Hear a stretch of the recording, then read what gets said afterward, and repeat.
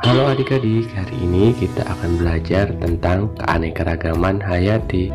Kompetensi dasar pada materi ini adalah menganalisis data hasil observasi tentang berbagai tingkat keanekaragaman hayati, serta ancaman dan pelestariannya.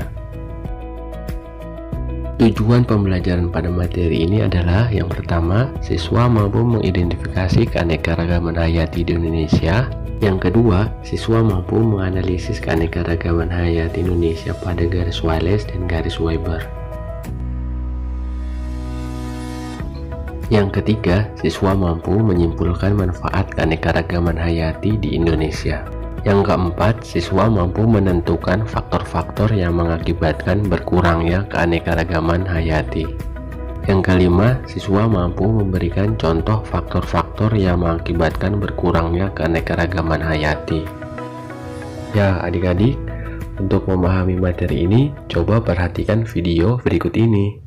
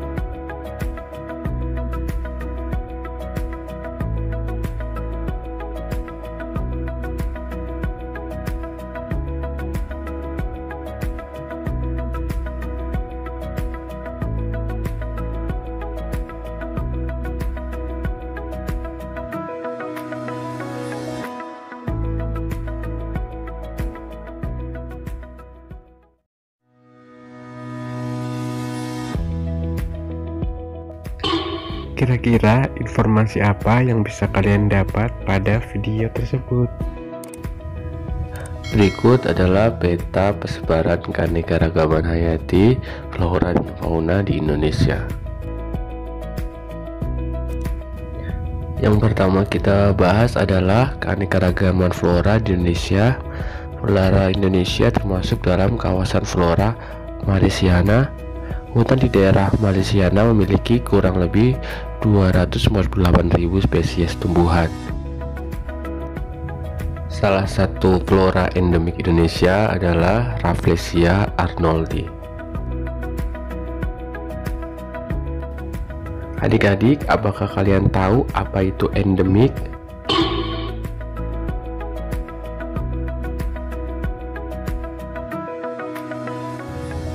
Apakah ada flora endemik di daerah kamu? Coba kalian searching di Google untuk mendapatkan informasinya.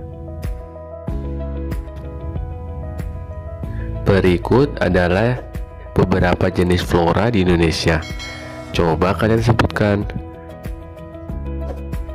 Yang berikutnya yang akan kita bahas adalah keanekaragaman fauna di Indonesia. Keanekaragaman fauna di Indonesia sangat melimpah. Persebaran fauna di Indonesia dipisahkan oleh dua garis, yaitu garis Weber dan garis Wallace. Berikut adalah peta persebaran fauna di Indonesia berdasarkan garis Wallace dan garis Weber.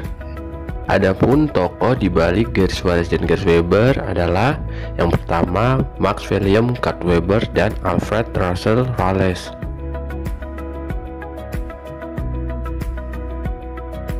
Garis Weber dan garis Wallace adalah garis hayal yang dibuat untuk membagi tiga daerah persebaran fauna di Indonesia. Yang pertama Oriental, yang kedua Australian, yang ketiga daerah peralihan. Fauna daerah Oriental meliputi Pulau Jawa, Pulau Bali, Pulau Sumatera, dan Pulau Kalimantan. Ciri-ciri fauna daerah Oriental adalah yang pertama banyak mamalia ukuran besar, yang kedua terdapat beberapa jenis kera, yang tiga, terdapat burung yang berkicau. Hayo, siapa yang bisa menebak nama dari fauna daerah Oriental ini? Yang berikutnya adalah fauna daerah Australian yang meliputi Pulau Papua dan kepulauan kecil di sekitarnya. Adapun ciri-ciri fauna daerah Australian, yang pertama, terdapat mamalia ukuran kecil. Yang kedua, banyak hewan berkantong. Yang ketiga, terdapat burung dengan bulu yang indah. Yang keempat, tidak terdapat spesies kera. Ayo, sekarang siapa yang bisa menebak nama fauna dari daerah Australian? Yang berikutnya adalah fauna daerah peralihan yang meliputi Pulau Sulawesi dan Kepulauan Nusa Tenggara bagian tengah. Ciri-cirinya terdapat fauna campuran antara daerah Australis dan daerah Oriental. Ayo, sekarang siapa yang bisa menebak fauna dari daerah peralihan? Adapun manfaat keanekaragaman hayati. Manfaat dalam bidang ekonomi adalah yang pertama sebagai bahan ekspor, yang kedua sebagai sumber makanan, yang ketiga sebagai pemanfaatan obat-obatan. Yang berikutnya adalah manfaat dalam bidang ekologi, yaitu berfungsi sebagai paru-paru dunia.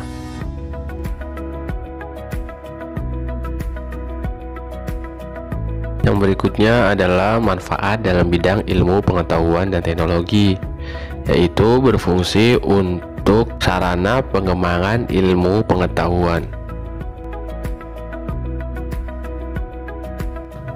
Apakah kalian tahu manfaat keanekaragaman hayati lainnya?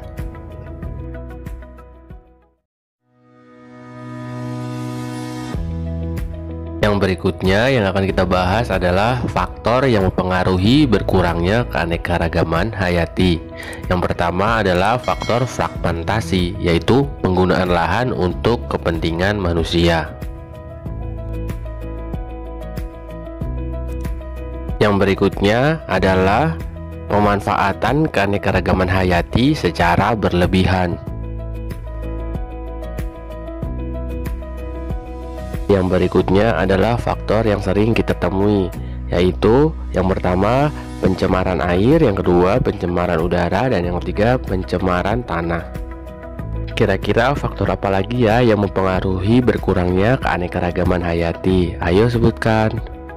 Yang berikutnya adalah usaha pelestarian keanekaragaman hayati. Di sini ada dua. Yang pertama in situ, yaitu contohnya adalah Taman Nasional dan Cagar Alam Siklop. Yang kedua ex situ, contohnya adalah kebun binatang, atau yang kita jumpai di daerah Jayapura adalah penangkaran buaya yang ada di Entrop. Sekian kegiatan pembelajaran kita hari ini. Jika adik-adik ada pertanyaan bisa ditanyakan pada kolom komentar. Terima kasih.